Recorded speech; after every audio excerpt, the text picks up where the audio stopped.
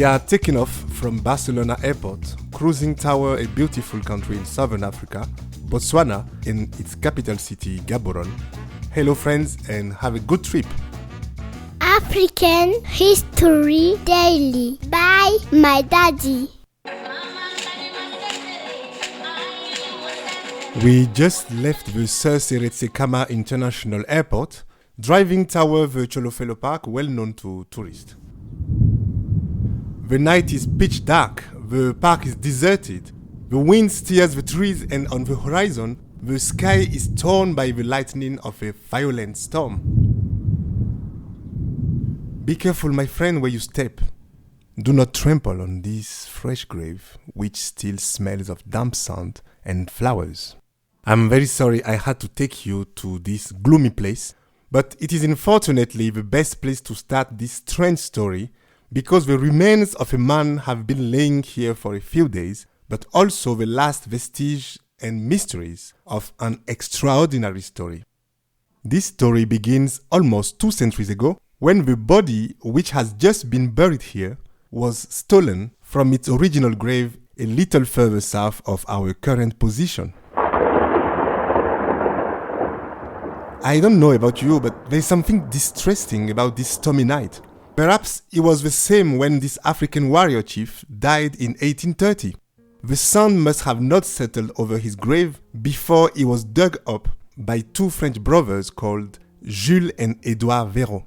You might be wondering if they were organ sellers or perhaps witch doctors. Western history describes them as naturalists. Just a nice way to describe traders of dissected animals. In any case, they did indeed remove his organs, but not for selling them. They were just following the procedures in taxidermy manuals on how to stuff a dead animal. Here is a detailed method for those interested in stuffing a dead stolen body. First, you remove the skin to treat it chemically. Then you remove the muscles, viscera and brain. Then you make a frame based on the large bones that is then filled with hay. Finally, you put back the skin, which is coated with shoe polish. Okay, back to the original story. The details I just gave you on how the body was stolen and its origin were given by Francisco Darder, a man who bought the stuffed body from the 2 French witch doctors about 50 years after it was stolen. Francisco was a Catalan notable, a Barcelona veterinarian, and above all, director of his city zoo, where he added the stuffed African into his collection of natural history. He was kind enough to reconstitute a resembling environment for the stuffed body, just between a big lion and a graceful antelope. Presented during the Universal Exhibition of Barcelona in 1888, with an affixed description which is worth reading here, I quote, "A remarkable piece, unique in the world, of a Bechuana ethnic group, quite active but devoid of any intelligence. Not funny at all." Believe me, if the 2 brothers were witch doctors, then Francisco Darder must be the secret son of Santa Claus and Charles Darwin. And in fact, he played Santa Claus very well in 1916 when he offered his stuffed Negro to the town of Banyoles in Catalonia, which then exhibited the body in its museum, where it was called El Negro. They placed El Negro just at the entrance of the museum to make sure it is as frightening as possible with its warrior spear. However, his beautiful and already confirmed career as the savage on duty was then greatly disrupted one day in 1991 when a visitor from Haiti, traumatized by what he saw, tried to have it withdrawn. In vain. And then came the Barcelona Olympic Games in 1992, during which the city of Banyoles hosted the rowing contest. Some African countries then supported the request for withdrawal of El Negro. Imagine, they barely got the museum closed during the games. Anyway, there must be so many people on this planet who really love watching dead bodies. Because after the games, the museum opened again and the business continued even more intensely, despite the continuous lobbying of many African-American legends such as Magic Johnson, Jesse Jackson, Kofi Annan, etc. It's only after the African Union and UNESCO joined their forces that eventually this peace was withdrawn in 1997. Don't get excited so easily because, Spain did refuse to return the entire body of El Negro. They kept the skin in Barcelona because it was considered as a national treasury.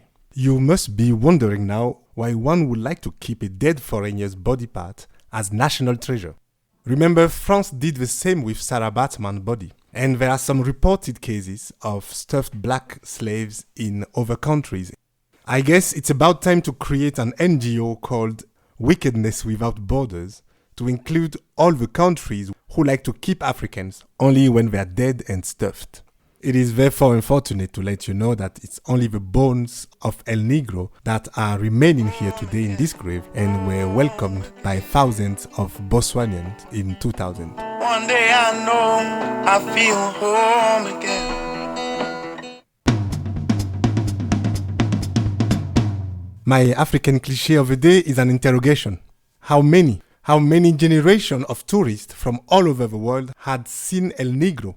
How many have left this museum with a simplistic association in the mind of black or African equal barbaric? Did I just say barbaric? Who is really the barbaric in this situation? Is it a Negro, or rather those who stole a dead and buried body? Who stuffed it? Those who sold it? Those who bought it and exhibited it all those years in a museum? And what about those who took a picture of him without battling an eyelid? Those who posed in front of it proudly and shrugged their shoulders before going to taste some tapas next to the museum? And finally, those who refused to send him back home. In short, all those who failed to see anomaly of the culture and history to acknowledge human suffering.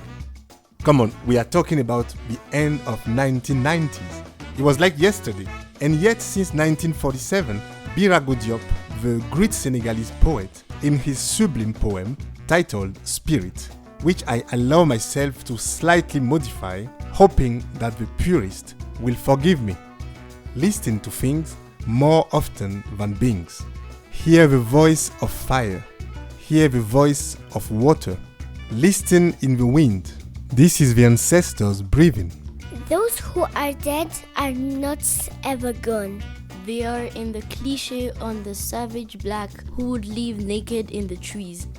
In the cliché of the too strong black body, which requires police to shoot 41 bullets to die.